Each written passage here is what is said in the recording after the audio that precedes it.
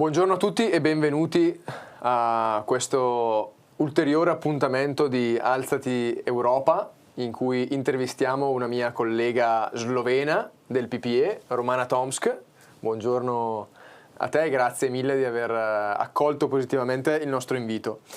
Romana è un'eurodeputata slovena del gruppo del PPE, quindi del Partito Popolare Europeo, ed è copresidente con me dell'intergruppo per la demografia. È al secondo mandato e qui al Parlamento Europeo si è distinta per un lavoro trasversale in generale, ma soprattutto per la difesa della famiglia, della natalità, del futuro delle prossime generazioni, e siede in varie commissioni, tra cui quella per il lavoro e per gli affari sociali. Tra l'altro segnalo che lei è stata la promotrice di una petizione che è stata poi votata e ha portato a una discussione in plenaria riguardo ai crimini dei comunisti nella sua nazione. Questo per noi ha avuto una grande importanza perché ha testimoniato ancora una volta come dalla nostra parte ci possa essere la ricerca della verità e della realtà anche quando è difficile, anche quando qui al Parlamento Europeo la maggior parte del centro-sinistra si è opposto e ha cercato di difendere i crimini del comunismo. And so, for this reason, and now I speak in English, thank you very much for your work. Thank you for your work against the communist crimes in your country. And thank you for being part here with me and with another colleague from FdI of the intergroup of demography. And let's start from this. And I ask you, why did you consider it important to create and co-chair the intergroup of demography? And what does this cross-party platform represent within European Parliament, in your view? Thank you very much again, Romana, for your... First of all, Paolo, thank you for inviting me. I'm honored to be here as a co-chair of the intergroup that you are also co-chairing, and with another colleague from FdI, Vasile Dinku. And I think that we are doing a great job. Well, as I mentioned, and you already mentioned, that there are 3 co-chairs from different political groups. And this is very important for all of us in the European Parliament, that this is not only the group of one party, because demography is not a problem or a challenge for one party, but it's much, much broader. So I always say that what we have to do here, besides dealing with crises, you know, we have a lot of crises around us. Recently, war in Ukraine, Gaza, we had COVID crisis, we have economic crisis, everything we have, migrant crisis, but there is another one which is bigger, the biggest of all, and it will come after a few years, and it is called demographic winter. That means that if we don't start speaking and try to find solutions for this demographic decline, we already are, but in the future we will be in a big, big trouble. So that's why it is so important that here in the European Parliament we do whatever we can, all the parties, to help to tackle this problem. Yes, I agree at all, concordo pienamente. Noi abbiamo creato questo intergruppo perché sentiamo la necessità e l'urgenza di agire in questa direzione, perché purtroppo anche dal punto di vista geopolitico, economico e sociale siamo destinati purtroppo a sparire e a morire a livello mondiale se non facciamo qualcosa per invertire la rotta. Ed è per questo che abbiamo fatto una cosa trasversale fra PPE, FdI, ECR e anche altri componenti da tutti i partiti. Questo lo riteniamo molto importante perché a volte, nonostante le divisioni che spesso esistono, si riesce a fare fronte comune. And on this, I say that in many European countries we are witnessing a dramatic decline in birth rates, like you said before, and an increasingly rapid aging of the population. In your opinion, what is the real risk for Europe if we fail to address this demographic crisis seriously, also in a geopolitical and social and economic way, because also in these items is very seriously the problem of demography and the decline of birth? Well, there are many very direct consequences that we will face, and let me name few of them. First of all, there is a risk of shrinking workforce. There will be less and less people to work, and who will then finance our pensioners? That's why pension and healthcare systems are under pressure because of aging population, of course. Rural depopulation and urban overconcentration creates social and territorial imbalances. We are facing this in Slovenia, although Slovenia is much smaller than Italy, but we have the same problem. All the people, they want to come to the urban cities, the urban places, the big cities, and that's why we have a big depopulation in the rural areas. And of course, loss of generational renewal could lead to declining innovation, vitality, and cultural continuity. But bottom line, we are doing all these policies here in the Parliament, Paolo. You are doing all these policies, but why? We are not doing this for ourselves, but we are doing this for our children, for the future, and that's why we have to take care about this demographic winter. Yes, we do it for the future, for our child, and for the new generations, and also because here we speak a lot about all, but a lot of times we lost the center of the focus, life, yes. and the life of our children and the life of a person. And this is our first focus. Yesterday, we had the opportunity to listen the Commissioner Mikalev, and also some months ago we spoke with Commissioner Suiza, and in the future we have a program. We have in program to meet also Commissioner Minzatu and our Commissioner Fitto. How important is it for an intergroup like ours to build a constant dialogue with the Commission and with the other European institutions? This is really important because the commissioners are doing their proposals, the Commission's policy, according to what we are saying or according to our ideas. So it is very important that we meet as much commissioners as possible.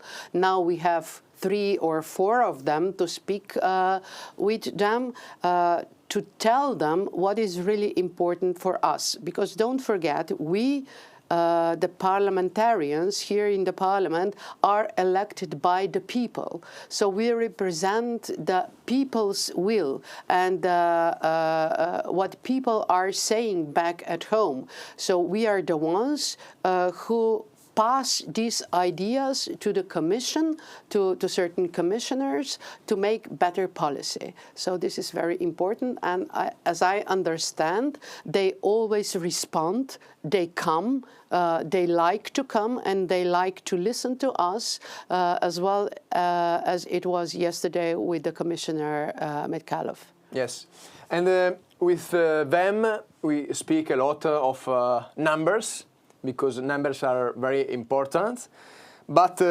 behind those numbers there are people, families, women and children, men. And so what and which concrete measures do you consider a priority to support these people and to support those who wish have children and who want to build a family? What concretely we can do? when you mention family, that means that we must have a family-friendly policy. This means a lot, different measures in different countries, but we can also discuss these measures and the best practices in the European Parliament, what you are doing in Italy, what the colleagues in Spain are doing, what we are doing in Slovenia, about the parental leave, for example, accessible childcare. And in my eyes, it is really important that we have a work-life balance support, so that when it comes that women work, well, they also have this opportunity to work, but also at the same time to take care about the family. And this includes not only women, of course, it includes also men. Then, besides this, housing support for young families. Now we hear a lot of problems across the Europe about housing. Not the young people, they cannot afford to buy or to rent a flat. So this is a problem. They must have, when they want to have a family, some kind of security to be employed, you know, to earn, so that they can pay for their family. Of course, we can do it in different ways, but most of the time, governments are doing this with a tax policy. Well, more taxation, less taxation, and of course, I'm in favor of less taxation to support families.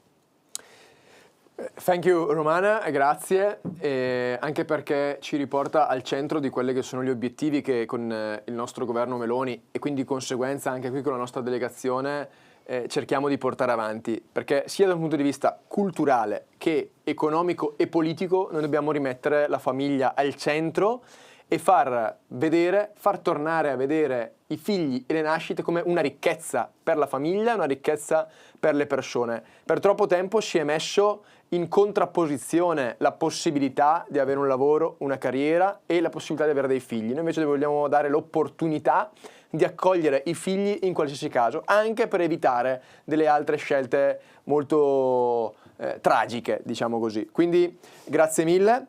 And there is also a cultural problem about birds and about family.